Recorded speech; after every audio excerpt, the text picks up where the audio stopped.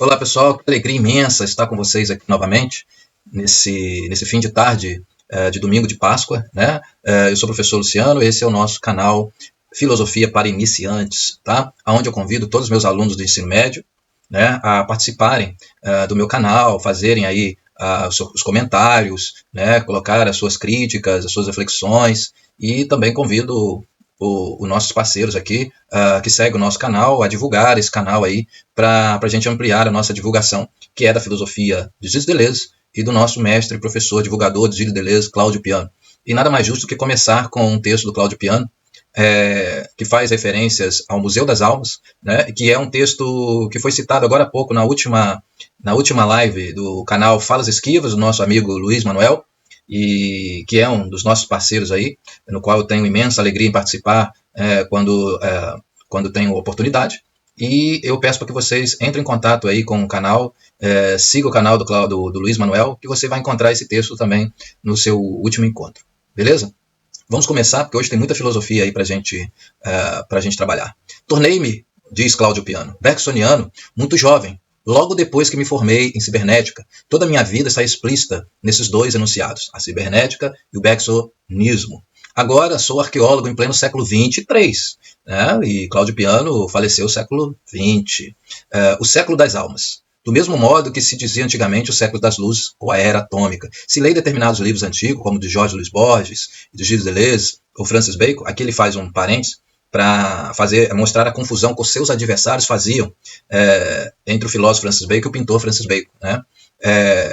Porque não tem dúvidas que suas almas são do mesmo material, da de Bergson, conforme as provas que retirei da cibernética, que me revelou também que o material raro da alma de Bergson era abundante em determinadas idades locais. A arqueologia das almas, ele explica, é um trabalho árduo e nos metamorfoseia, pois fatalmente nos tornamos as próprias almas que pesquisamos. Então aí ele está falando de todos os seus afetos ali que compõem todo o seu pensamento. Né?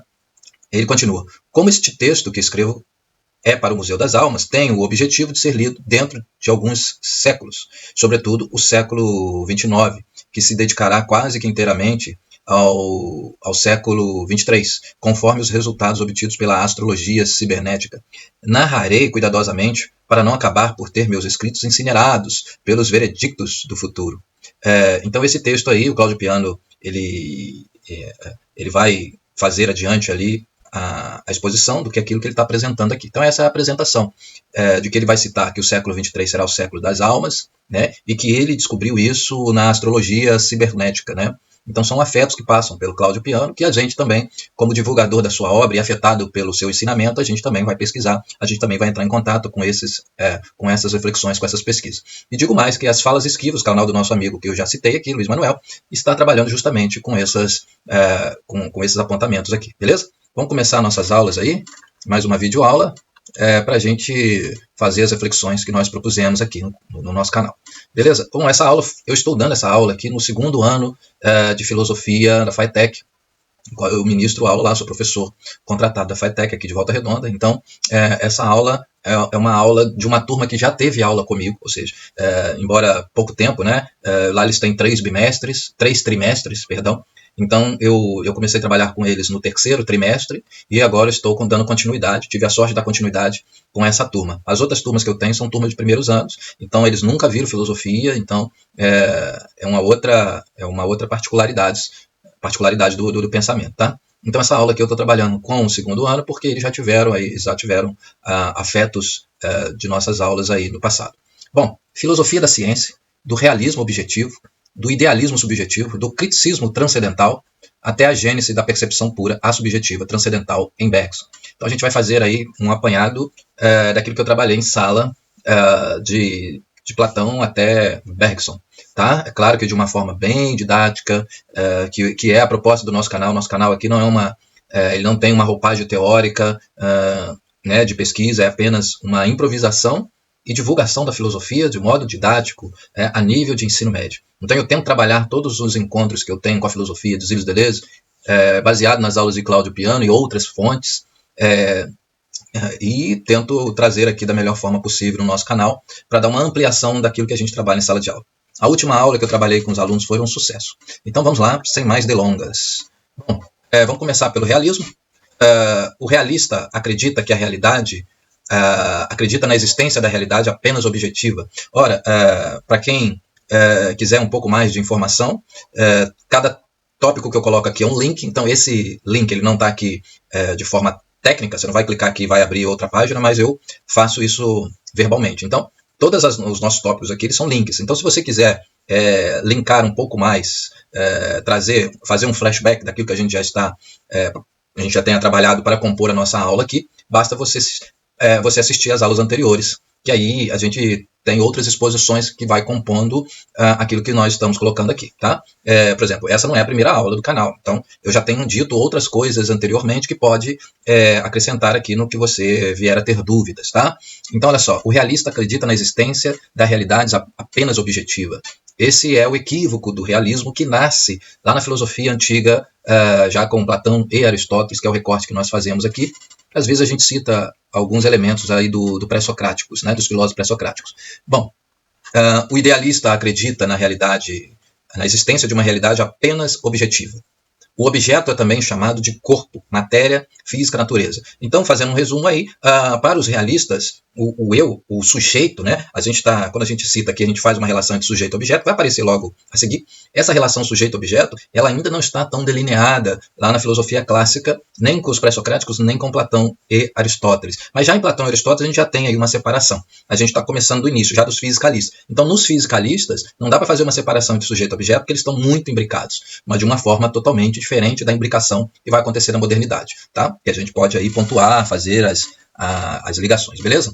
Então, para os fisicalistas, os primeiros filósofos que são realistas, que acreditavam numa realidade diante de nós, essa realidade objetiva, é um equívoco que a gente vai colocar em jogo ali, a gente vai trazer ali os argumentos do porquê, que é um erro acreditar na existência de uma realidade objetiva, tá? Os primeiros filósofos pré-socráticos chamavam o objeto ora de physis, natureza energética, ora de logos, linguagem. Eu gosto de chamar a física de natureza energética por conta das pesquisas que eu tenho feito, por conta dos trabalhos que a gente já tem desenvolvido em cima dessas questões, claro que citando aqui Gilles Deleuze, Cláudio Piano, etc, etc, tá?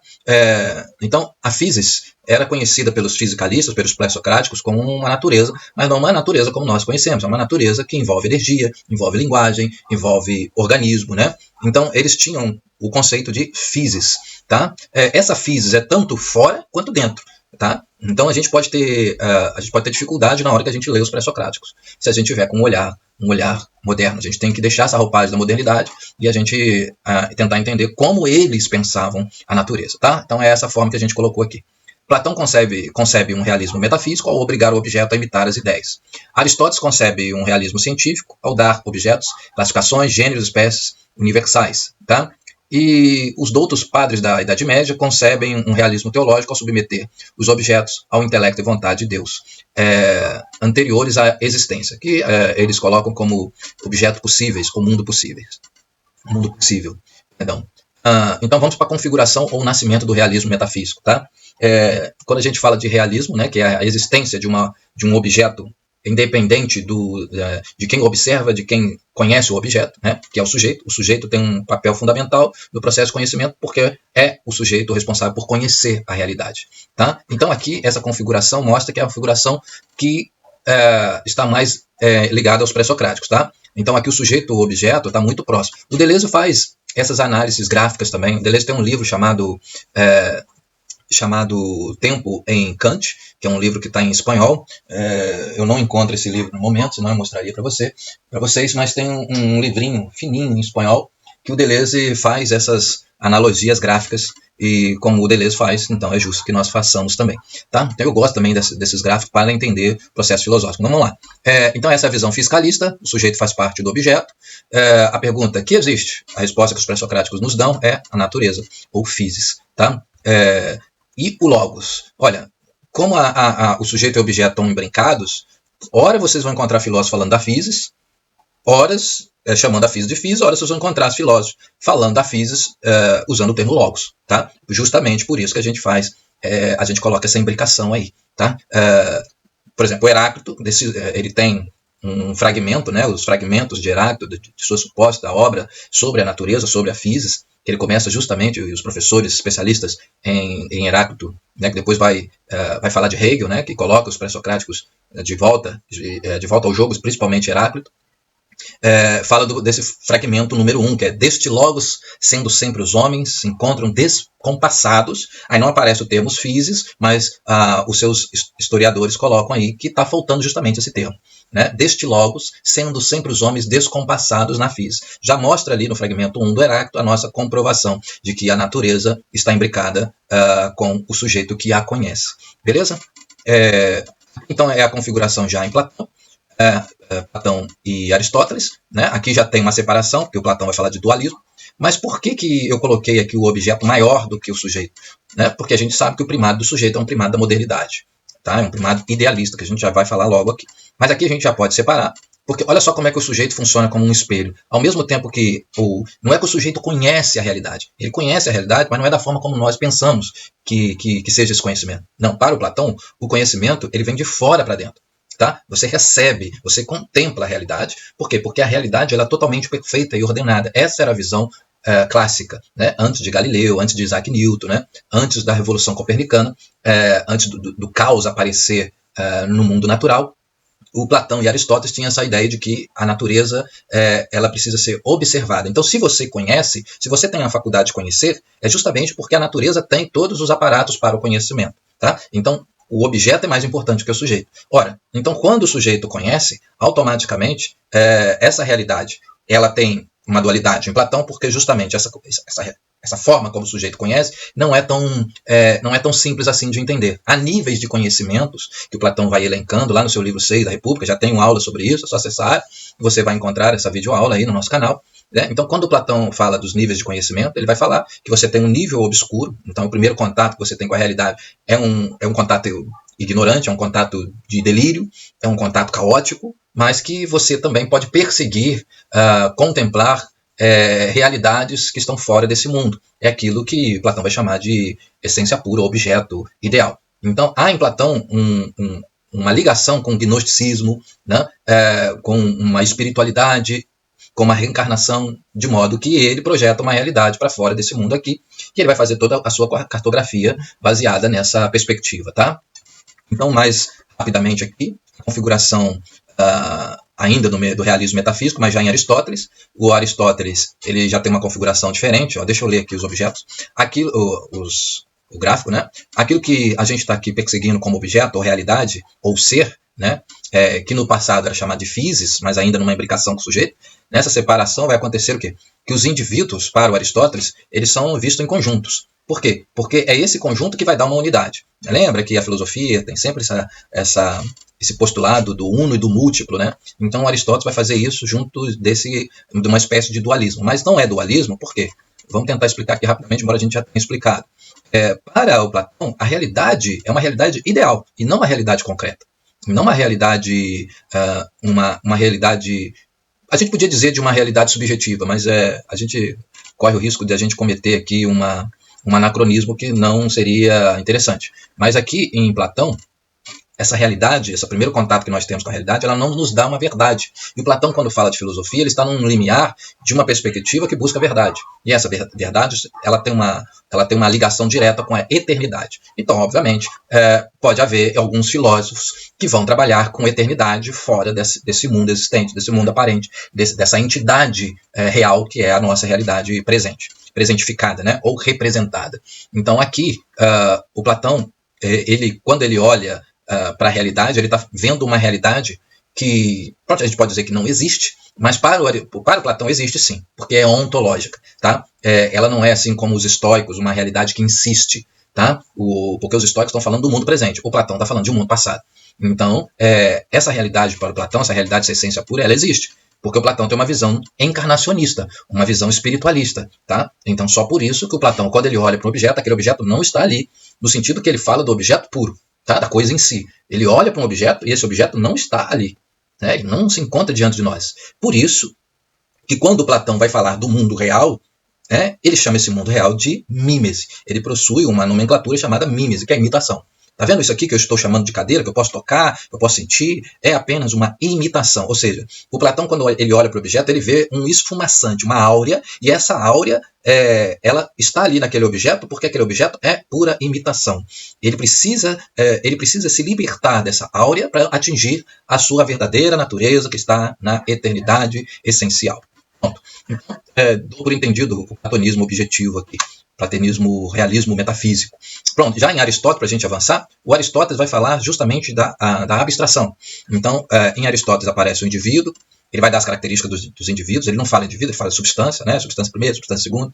Esses indivíduos são formados de matéria e forma, então ele vai dar mais ênfase na existência desse indivíduo. Então, olha só, a diferença do Platão para Aristóteles, quando Aristóteles olha para o objeto, o Aristóteles está falando do objeto que está diante de nós, da presença do objeto. O Platão, quando ele olha para o objeto não necessariamente precisa estar ali. Por isso que o Platão é mais metafísico e menos ontológico. O Aristóteles é mais ontológico e menos metafísico. Tá? Embora a palavra metafísica surja ali nos compilados dos alunos do Aristóteles. Mas enfim, olha só.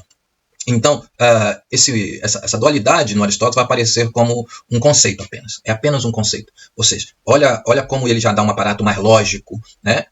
Mais sensato a esse mundo espiritualista, encarnacionista. Você elimina, né? Você deixa de trabalhar com esse processo encarnacionista, espiritual, no qual a mitologia platônica nos apresenta, né?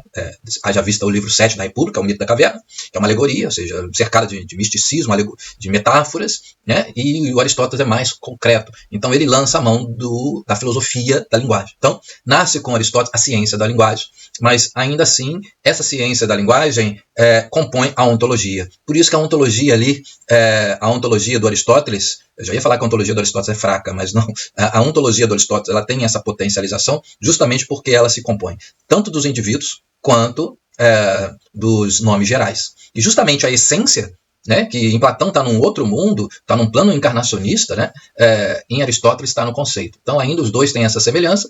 A diferença aqui está só na questão do objeto, porque em Aristóteles o objeto perde a áurea mística e entra numa áurea linguística, tá? Mas ainda eles mantêm a essência. Então, quando você vai falar de essência e você coloca a essência na linguagem, essa linguagem é ontológica, então pressupõe uma anterioridade. Então, há uma anterioridade em Aristóteles e que essa anterioridade é que vai gerar toda a problemática aí de resoluções futuras, tá? Então, vamos avançar que a gente precisa aí chegar na modernidade, tá? Olha só, passamos do realismo para o idealismo, então já começa aqui o século XVI com um soco na cara do Aristóteles, ou seja, a Revolução Copernicana, né, vai dizer que a Terra é redonda, o Sol é o centro do universo, você tira todos os pressupostos aristotélicos de um mundo ordenado, de um mundo perfeito, que basta o homem apenas contemplar, né? Bom, a gente está diante de uma crise da realidade. Essa crise da realidade vai ser mais latente em Descartes. Então Descartes ele entra para o campo do pensamento, ele se eterniza no campo do pensamento ocidental justamente por essa desilusão no pensamento, tá? Ao contrário do realismo, o idealismo se refere ao primado do sujeito. Então se eu tenho uma crise da realidade, lembra que a realidade estava imbricada, o objeto imbricado com o sujeito, ao separar no dualismo tanto aristotélico quanto platônico, ele começa a entrar na Idade Média, vai passar pela teologia e vai sofrer um desgaste. E esse desgaste a gente tem aí filósofos que vão aparecer ali de uma forma bem consistente. Cito dois, né? Duns Scott e Guilherme de Ockham, que vai aí fazer uma composição, uma separação entre os elementos da ontologia e vai separar os universais. Que os universais eles ficaram tão potentes no pensamento justamente porque eram os elementos ontológicos no qual você tinha para chegar ao conhecimento de Deus, na teologia. Tá? Os filósofos, assim como São Tomás de Aquino, por exemplo, lidavam justamente com esses universais, que são mais latentes de Aristóteles. Então, São Tomás de Aquino ele é responsável, né, historicamente, por cristianizar justamente a obra de Aristóteles. Tá? Claro que eu vou deixar um monte de elementos passando, porque não senão a aula vai esgotar no tempo aqui, como já está sendo esgotada. Bom, então Descartes é o responsável pela desilusão. Então, voltando aqui, o que eu queria dizer é que nessa separação entre sujeito e objeto, agora na modernidade, você não vai ter mais a presença do real, o real diante de nós, que esse era o equívoco que eu coloquei lá no início. Por quê? Porque é ingênuo você acreditar que a realidade diante de nós é do jeito que nós vemos. né? Nossos 5 sentidos, ele é apenas um refratário, ou seja, ele reflete aquilo que já está memorizado em nossa consciência, em nossa memória, né? Gravado em nossa memória. Isso é chamado de representação, ou seja, representação significa atualização da realidade. Então, os filósofos realistas são filósofos que o que vê diante deles são representações de uma realidade que não existe mais. Então, você não tem mais, na modernidade, esse real. Esse real ele vai ser adentrado, ele vai ser cientificado, né? Ele vai se tornar científico justamente por isso. Tá? Então, você vai ter uma crise aí, uma crise do real. Mas vamos continuar aqui. O sujeito surge para a filosofia moderna como um ser pronto e acabado, que contém em si certas estruturas fixas. É a partir dessas estruturas que podemos conhecer o real. O sujeito é mais importante que o objeto.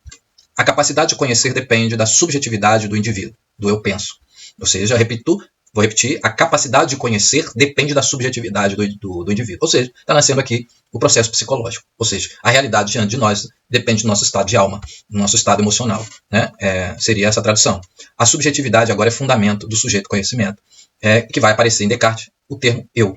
Né? Aonde vai aparecer? No comportamento lógico, né? Nos trabalhos de lógica, a lógica cartesiana vai fundamentar o eu, ou seja, a subjetividade. Show?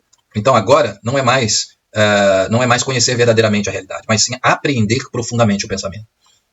Não é conhecer a realidade, mas apreender o pensamento. É pensando que a realidade vai nos dar, né? Vai surgir diante de nós, a partir do momento que você pensa. Descartes chegou a uma verdade certa e segura, ao eu penso, cogito ergo sum. Se duvido, eu penso, né? E se penso, eu existo. A partir dessa verdade, ele deduz a realidade do eu e do mundo, beleza? Para Descartes, então, as pessoas já nascem com ideias prontas. Conhecimento abstrato, matemático. No pensamento, ele chamou de ideias no pensamento. E ele chamou dessas ideias de ideias inatas. É aquele equívoco das ideias inatas, né, que vai ser combatido aí na modernidade, dos filósofos posteriores. Ideias inatas são certos conhecimentos universais e não precisam passar pela nossa experiência para ser verdadeiros. Então, olha só, o Descartes, embora ele reconheça a crise do objeto, ele ainda tem um processo racional, né, ele ainda é um racionalista. Tá? Mas, enfim, é um racionalista que não tem a realidade diante de si, mas tem o sujeito diante de si. Então, é um racionalista idealista, né? É um realista no idealismo, né? Com uma crise da realidade diante do limiar da revolução, que vai chegar aí a revolução copernicana, a revolução da modernidade, tá? Enfim, vamos continuar aí. Configuração ou surgimento do idealismo romântico. Então, já essa seria a configuração gráfica que a gente tem a partir de Descartes, tá? A gente tem aqui as ondas eletromagnéticas, o campo elétrico, o campo magnético. Isso aqui foi só um gráfico para mostrar o que os idealistas tinham como realidade. Tá? A realidade como objeto real. O objeto real ele já não aparece para nós da forma como a gente pensa que ele é. Né? Ou seja, então como que a gente entra em contato com o real do jeito que ele é? O real como ele é em si mesmo? Ora, a gente precisa da ciência. Então a ciência, se ela não quiser ficar presa numa teologia metafísica, ela vai ter que adentrar nesse tipo de realidade. E aí vai nascer a crise. Porque é o sujeito que tem que conhecer essa realidade. Ela não é dada por um mundo fora desse, como era em Platão, e ela nem é dada por Deus, como na Idade Média. Então você só tem um aparato psicológico. Né? Embora o Descartes tenha um termo potente, né? Que é o pensamento, mas você só tem um pensamento. Né? É só o pensamento que é capaz de nos dar aí uma verdade, né? Se a gente for falar de verdade. Então, o sujeito, o eu em si, o eu penso, o real psicológico, tá vendo? Então, na verdade, quando você vai falar de realidade, você está falando de um real psicológico. E esse real objetivo ele já não é mais representativo. A gente não tem mais como representar esse objeto. Tá? Então, vai dar à ciência, a ciência vai ter que aparecer ali para nos dar os elementos. Até hoje ela está fazendo isso. Né? Ela está tentando descobrir o que é isso que nós estamos chamando de realidade. Ondas eletromagnéticas, vibrações, luz, e por aí vai nascer esses termos para dar conta de uma realidade objetiva. Tá? 2.1. O empirismo inglês, idealista, psicológico ainda. Tá? Então vai aparecer o John Locke, dizendo de onde vem as ideias? Não vem da alma, porque a alma é uma tábula rasa. Logo, as ideias vêm do psicológico, sentimentos, sensações, percepções, olha só. Então há uma crise aqui, uma crise dos objetos racionais. né? Por isso que eles são chamados empiristas, porque é uma crise da razão, uma crise dos objetos racionais, num limiar da psicologia. Né? Então, olha só, ao mesmo tempo que você só tem, né, vamos voltar aqui, você só tem o sujeito e um real que é fenomenológico, que é a partir do sujeito, né, que você poderia até dizer que é metafísico, tá?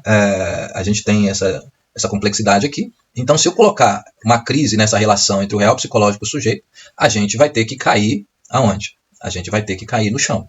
E no chão a gente só tem esse tipo de realidade. Mas vamos lá, vamos ver o que os empiristas têm a nos oferecer. Logo, vai dizer John Locke, as ideias ela vêm do psicológico, sentimentos, sensações, percepções. Então eu já estou nomeando outras particularidades, outras faculdades do psicológico que não seja a razão. Tá? Então é essa questão que vai acontecer aí. Vai aparecer aqui George Berkeley, 1685 a 1753, dizendo o seguinte, ele não quer pensar a origem das ideias, ele quer pensar a origem do ser. O ser é aquilo que eu percebo. Olha só, então é uma coisa interessante aqui. Ele não quer questionar as ideias, ele não quer botar um problema na razão. Beleza, mas ele quer trabalhar o ser. Ou seja, ele poderia botar o ser aqui, ó, no real psicológico. Mas vamos ver se ele vai fazer. Mas na verdade ele só tem aqui para fazer isso. Só que o que acontece? Quando ele fala de ser, ele automaticamente está implicando, ele está evocando o objeto, a realidade objetiva. Né? Ele está evocando ou invocando a realidade objetiva. Só que a realidade objetiva, ela não tem nada a menos que tu seja científico. Cientista. Se você não for cientista, você vai ter um problema falar do ser. Mas ele ousou falar do ser. Olha o que vai acontecer. O ser é aquilo que eu percebo. Obviamente. Então, olha só. Ele está olhando por ser e está vendo no ser aquilo que ele mesmo percebe. Ou seja, as suas percepções. Ele está projetando a percepção no ser. Né? E ele deveria ver o quê? Ele deveria ver luz, ondas eletromagnéticas. Vamos ver o que ele vê. Ó, que eu percebo, vivencio, experiencio, vivência, sentimento, percepções. Então, aqui já vai mostrar o erro dele. O seu erro foi colocar a realidade física dentro da percepção. E essa percepção para o Berkeley, né, se a gente for estudar a história do Berkeley, você vai ver que o Berkeley é um cristão. Né? Então, todo cristão tem uma perspectiva espiritualista. Então, quando ele fala de ser, ele está falando de um ser espiritual. Né? Então, ou seja, é uma tentativa, a gente vai dizer negligente, né, de tentar encontrar Deus de alguma forma, mas vamos ver o que ele faz. Ou ele está ali amarrado ainda numa vertente cristã tentando fazer ciência com a psicologia, que esse é o que a gente analisa, que a gente interpreta. Tá? Então o erro dele foi colocar a realidade física dentro da percepção espiritual do sujeito e negar qualquer realidade material fora do sujeito. Então foi isso. Na hora que ele fala de ser, ao invés dele usar os aparatos científicos, ele introjeta o ser para a percepção espiritual. Né? Então, na hora que ele for falar, em vez dele falar aqui, ó, é isso que eu falei, em vez dele falar de real psicológico, ele está falando de ser. Ele está falando de um ser, e o ser para ele é um todo, é tudo. Né? Então, esse ser do Berkeley não tem nenhum aparato científico. Esse foi o seu erro. Ele negou qualquer realidade material fora do sujeito. A gente acredita, a gente sabe, a gente entende que não tem uma realidade representativa fora do sujeito, mas tem uma realidade objetiva ali. Tem um objeto ainda, mas esse objeto não é aquele que a gente consegue gravar na mente. Não é um objeto apresentável, não é uma representação. Tá? Então foi esse o erro do Berkeley. Bom, chegamos em David Hume, no auge da psicologia, no auge do empirismo. Tá? A gente não está aqui dando uma aula de empirismo, a gente está fazendo um apanhado. Podemos fazer isso mais para frente. Então espero que vocês comentem aí, que vocês peçam para a gente fazer aí uma videoaula específica dos filósofos empiristas. Tá? Bom, então vamos lá para o David Hume, né? 1711 já, século XVIII, 1776 ali, já chegando nos doutos do iluminismo ali, já pegando Kant, né? Kant vai beber na fonte do radicalismo psicológico do empirista David Hume, né? Tudo é impressão, já vem essa máxima. Tudo é percepção. Umas fortes ligadas ao corpo, outras fracas ligadas à ideia. Hume deixa uma porta aberta para Kant. Aqui, ó, e esse aqui é o filósofo empirista raiz, que é o filósofo que vai deixar uma lacuna ali na questão psicológica de você tentar entender a realidade sem aparato científico. Tá? Ou você coloca uma crise ali e faz alguma coisa para mostrar o quê? Para mostrar esse erro do Berkeley. A realidade não pode ser 100% interior. Né? Olha só, ele vai deixar uma porta aberta para o Kant ao mostrar que a relação de causa e efeito não é nem percepção e nem ideia, ou seja, não é psicológica. Então, em David Hume já vai ter uma complexidade, vai aparecer uma crise de mostrar o quê? Que existem elementos que não vêm nem da psicologia e nem das impressões empíricas, né? Ou seja, não vem nem da consciência, que sei lá, que seja racional ou não, e nem da experiência. Ou seja, ele vai fazer um ataque às ideias, vai dizer que a ideia é apenas uma impressão, e são empiristas materialistas mesmo, né? Só existe a experiência, só existe a matéria, mas é uma matéria ainda subjetiva, né? É uma matéria que tem um contato direto com essa realidade luz, eletromagnética, vibracional, né? Então essa experiência, essas sensações latentes é aquilo que fundamenta o conhecimento, né? Então olha só, olha o empirista olhando para fora, né? Então tem os empiristas que apenas olharam para dentro, mas tem um empirista que começa a olhar para fora, começa a tentar mostrar que é necessário trazer de volta o mundo objetivo, né, a realidade objetiva, para não deixar que ela vire, como Berkeley fez, uma espiritualidade idealista apenas, né? Então, isso ou seja, você tem que adentrar na ciência de alguma forma. Tá? Então, a filosofia ela já se libertou da teologia e agora ela está tentando ali flertar mais profundamente com a ciência. E aí vai chegar o iluminismo. Né? Bom, a razão não pode ser confundida com a psicologia, porque a psicologia é corpo. Tá? A verdade de razão, a árvore, não pode ser verdade de fato, a árvore sem folha.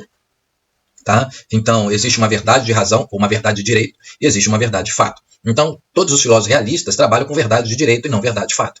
Então, os filósofos cientistas vão trabalhar com verdade de fato, né? E vão abandonar, talvez abandone, né? Não sei 100%, essas verdades de razão. Tá? Porque era a verdade de razão que fundamentava todo o conhecimento. E não pode ser, porque que aí a gente cai na representação das coisas, né? E a gente não pode fundamentar uma verdade numa coisa que é a atualização. A representação é uma atualização da realidade. Enfim, eu estou falando muito rápido, mas é porque a gente tem pouco tempo. A razão tem que produzir verdades eternas e não verdades provisórias, como as verdades das experiências. Tá? Então, olha só, começando a ter uma crise aqui.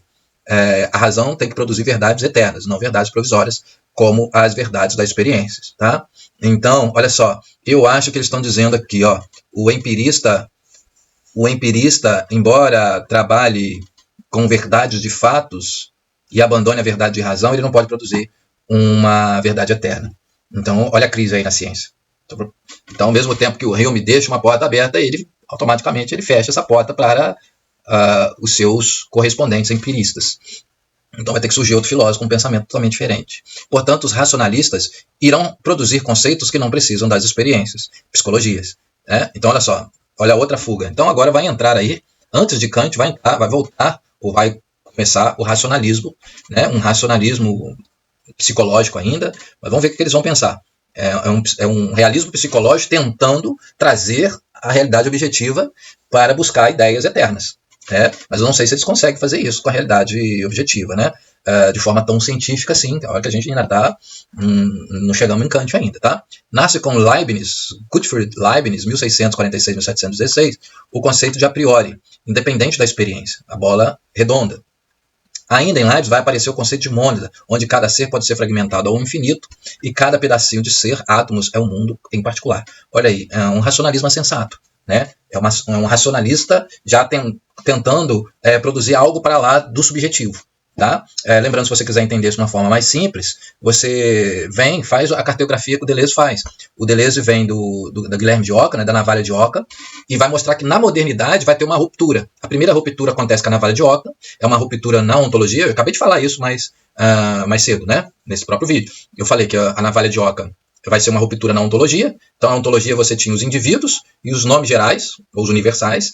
A navalha de Ockham, né, o Guilherme de Ockham vai separar, vai dizer que isso baseado nas aulas do Cláudio Piano, tá, gente? Tá? Para você encontrar isso em Deleuze, você tem que fazer um esforço gigante. E se você encontrou em Gilles Deleuze, cita aí a página, não sei se... eu acho que está lá no Diferença e Repetição, tá? No primeiro capítulo lá, que ele vai falar da diferença.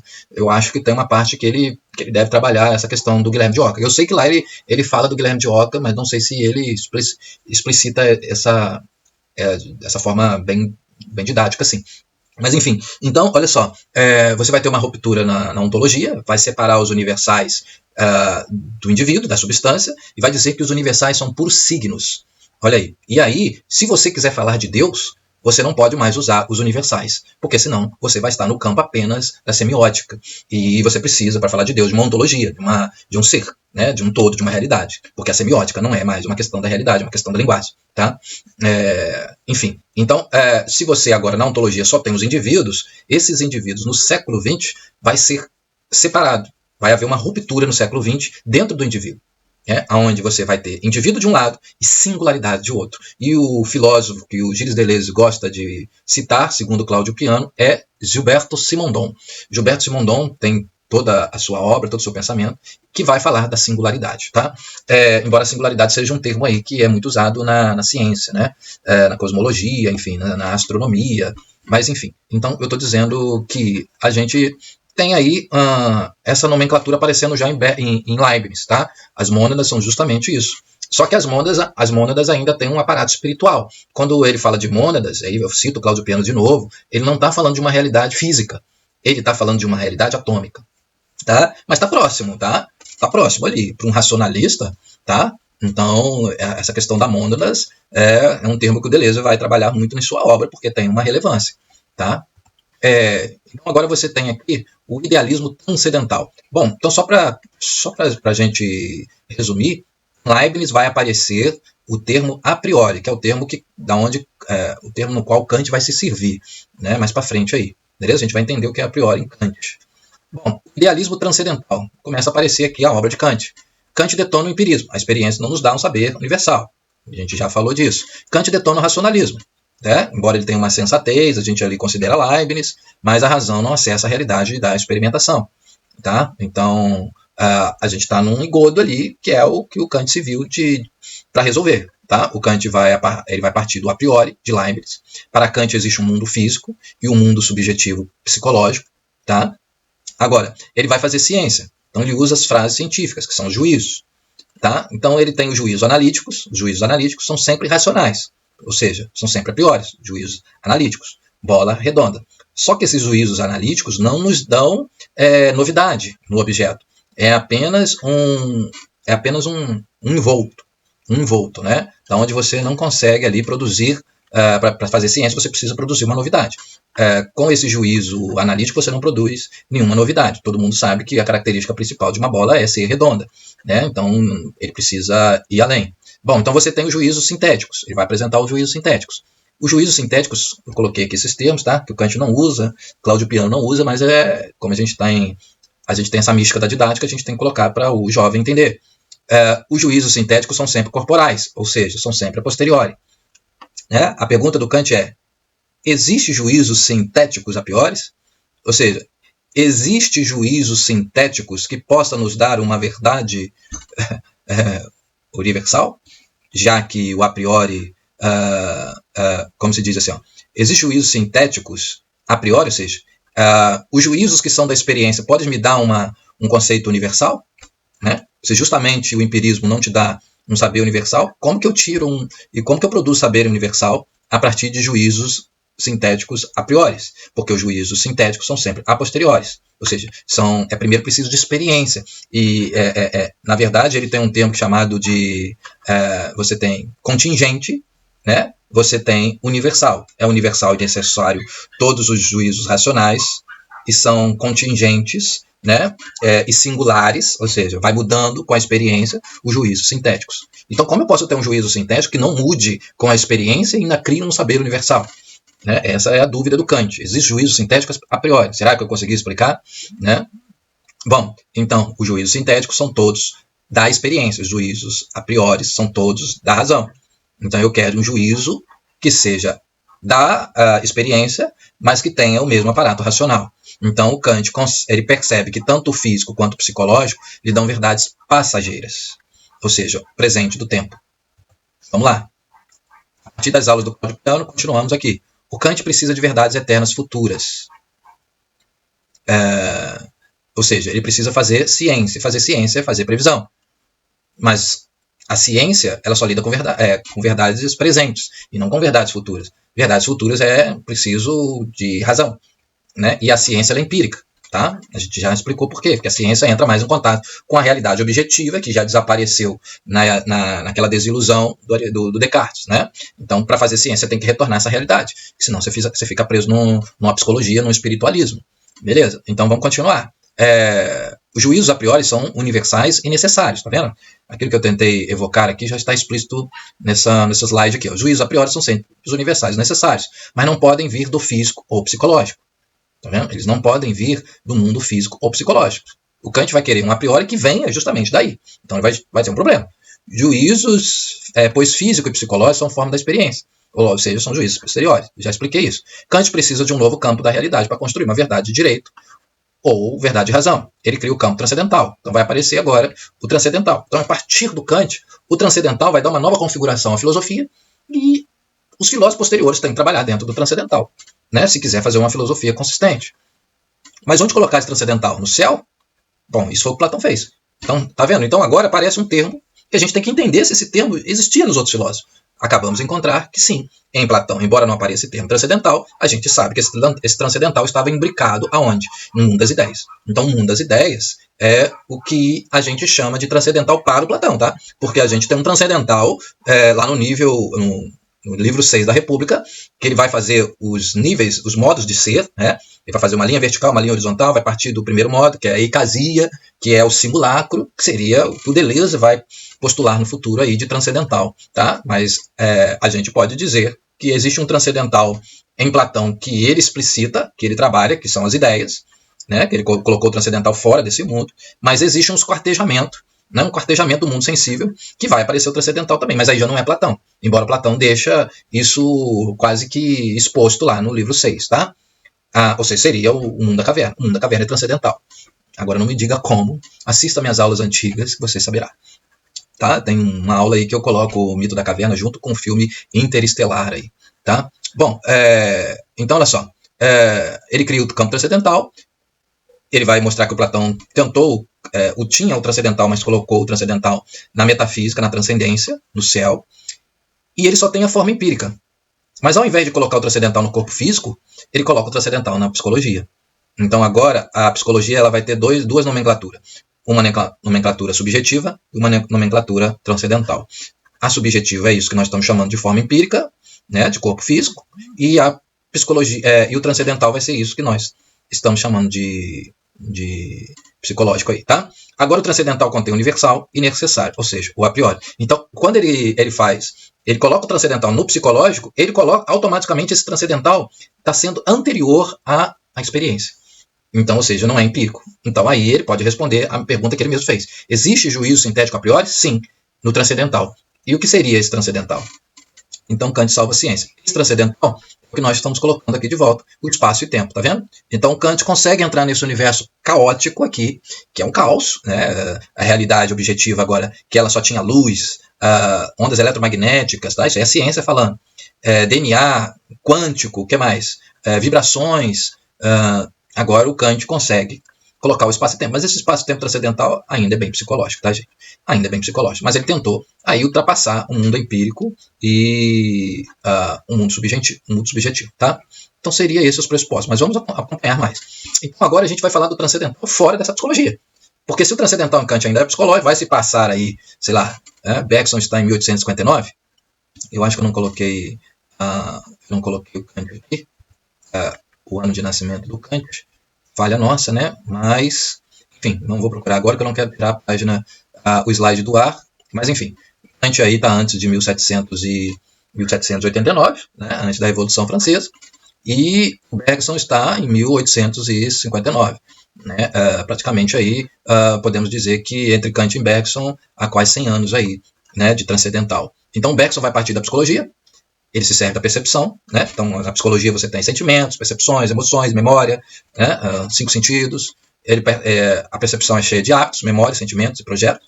Olha como é que ele se aproxima muito de Hume. Por isso que o Deleuze tem tanto livro de Bergson quanto livro de Hume, né? Essa percepção é subjetiva. Isso é uma aula do Cláudio Piano, tá, gente?